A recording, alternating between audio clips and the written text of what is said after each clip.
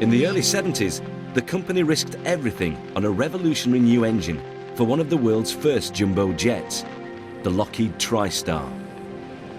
The production programs at Derby, by modern-day standards, were very low in volume, and Derby was, a relatively small player in the aero engine market, although the only player outside of the United States in the commercial market. So getting the TriStar program was absolutely vital.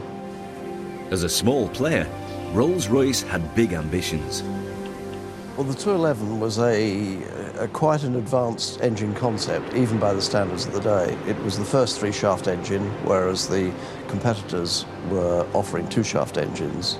So as well as the technological advances, it was a completely new architecture. The design made the engine lighter and more efficient.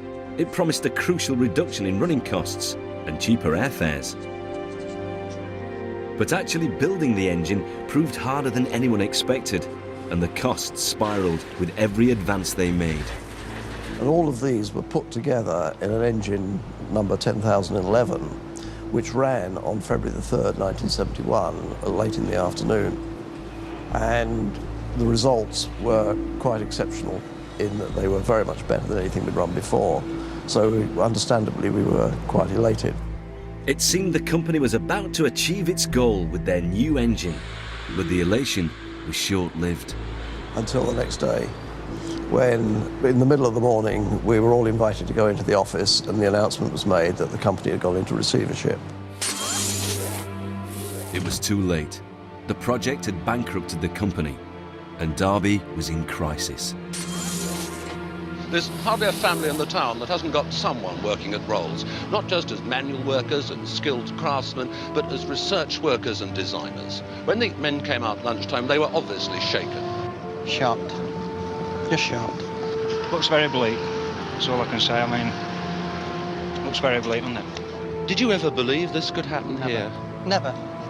I've been here 27 years and I've never thought anything like this could happen. I think the government ought to really back us up a little bit. Quite a lot, because it's a household name, isn't it, Royce's? The government came to the rescue, saving thousands of jobs and giving Rolls-Royce and the people of Derby one last chance.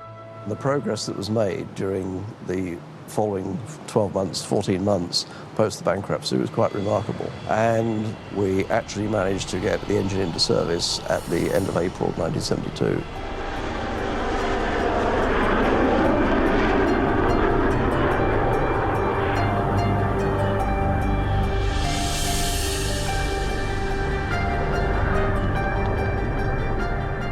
When the TriStar finally flew, the hard work and revolutionary technology paid off.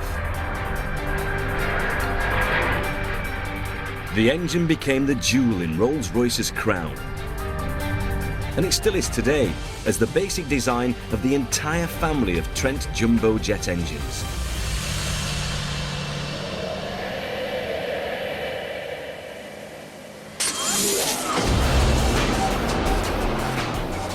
Launching Rolls-Royce onto the international stage, the engine helped them grow from a small player to a global competitor.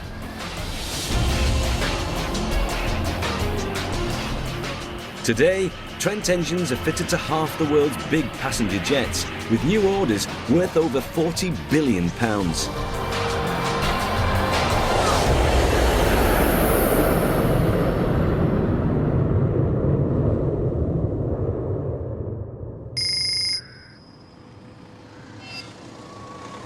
At the heart of the Derby factory is the main assembly line for all Trent engines. The line has to run like clockwork to take every build from first components to completed engine bang on schedule. From the moment we launched the kit to make the first internal module, right through to the engine being dispatched, it's 20 days. The countdown starts with assembly of the biggest and most complex modules. Hundreds of precision-tooled blades, hand-fitted and finished to perfection. 4 days in, and work begins on the engine's Kevlar-wrapped aluminium fan case. Over 4,000 engine control and transmission parts, fitted and wired, every one by hand. At the same time, an army of expert fitters begin the 9-day task of fitting together the engine's 8 separate modules.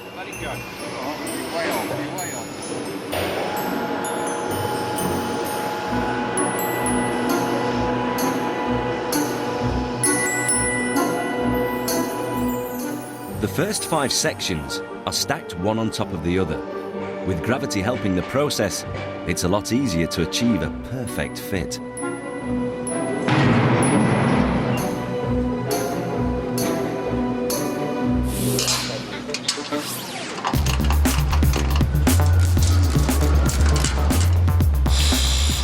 Every bolt is adjusted to a precise torque, and there are moments that require absolute concentration.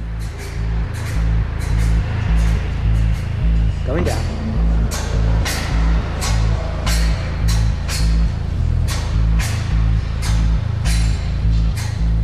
We're having to pass through the whole of the O4 module before we arrive at the coupling in the O3 module, and we take all the care we can not to touch the sides. If it ticks the paint off the shaft, then we have to recoat the paint for protection. It's the trickier of them all to fit, mainly because of the coupling that you can't see and the adjustment that's needed. Going down.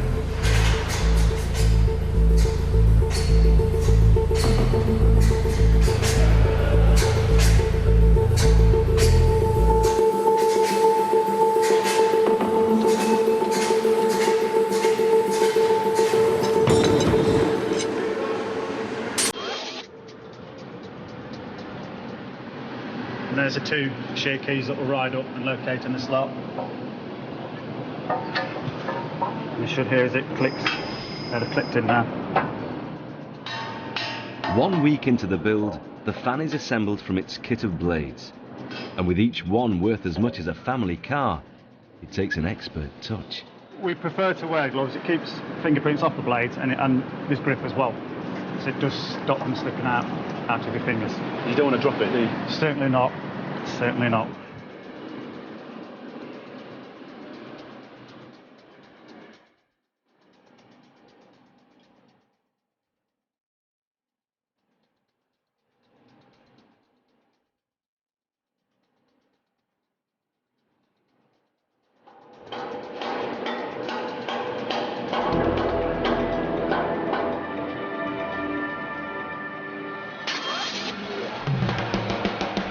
Before the fan can be fitted, the towering engine stack is craned onto its side.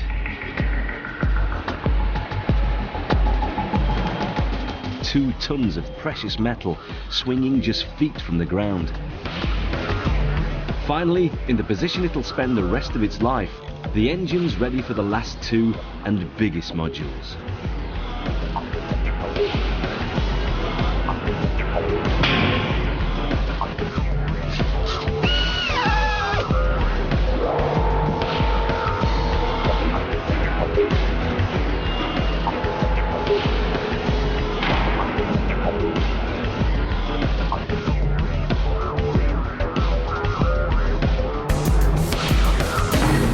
The fan is a perfect fit.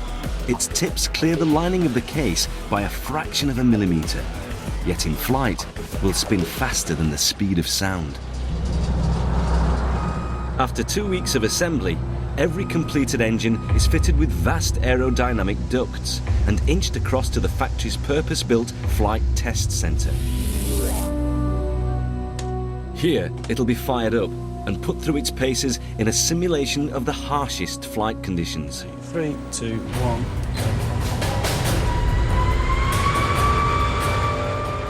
While engineers monitor vibration, rotation speeds and temperatures to ensure everything performs perfectly. Vibration is looking good. Max conditions now. Hands delta point. 3, 2, 1, go.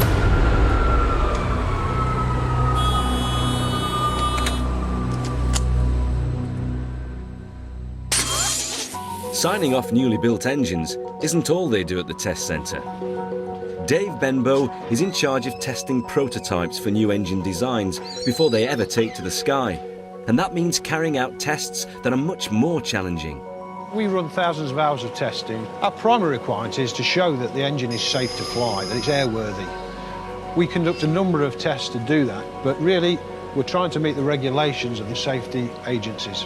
This engine is a flight test engine, and in that extent it has a lot of instrumentation that production engines wouldn't have, that you can see here is led up off the engine and into the pylon so that we can record the data on the test bed when it's installed. Testing is so exhaustive, it can take 2 years for each new design. The cold start test is a very important test. We need to be able to start the engine under cold conditions, cold as minus 40 degrees. Removed from its giant freezer, everything must still work perfectly when the engine is started. We have to make sure that the gearbox will turn when we start the engine. Other tests, so water ingestion. Water is poured in at 30,000 gallons an hour, but there must be no loss of thrust. We have to demonstrate that the engine can cope with rain and hail ingestion, and that the compressors can cope with the amount of water going through the engine that it might get in flight, and that the compressors continue to run and that the combustion system remains stable. But one of the key safety requirements we have to ensure we meet is that in the unlikely event of the release of a fan blade, that it's contained by the fan case. Well, it's an absolutely key test in that we need to make sure that there's no chance of the fan blade escaping. On the test, there's an explosive detonation which releases the blade from the disc at max takeoff speed and fires it into the fan case. When this event happens, the energy that's generated by the blade coming off is about the equivalent of a 1-ton car being dropped off a 200-foot cliff. And the casing here then has to retain that and ensure that nothing is released outside of the fan case structure. So it's a hugely expensive test, but our commitment to safety and demonstrating requires us to take that asset and to complete that test, irrespective of what we're left with in the end. The engine is destroyed. Although it's contained the blade and run down safely, the components that are in that engine will not be used again. Effectively, that engine is then written off.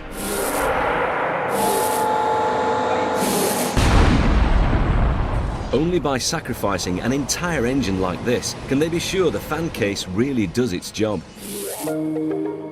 It's 6 in the morning and the start of another shift on the assembly line for fitter Andy Taylor. I just wait round the corner from here, so I work on where they build the stacks. I work 3 shifts, work mornings, afternoons and nights. I'm on mornings this week. Morning. That's the inspection department, very friendly people they are. This is my engine for today.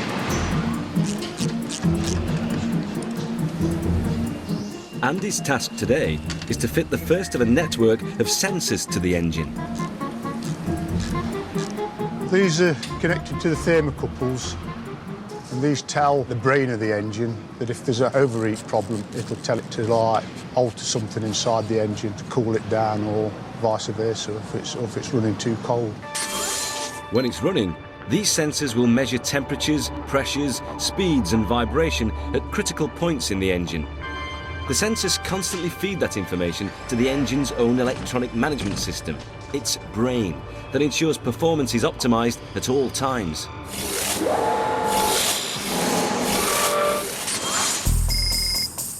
But it doesn't stop there. Data collected from every Trent engine in the air can even be transmitted via satellite back to Derby.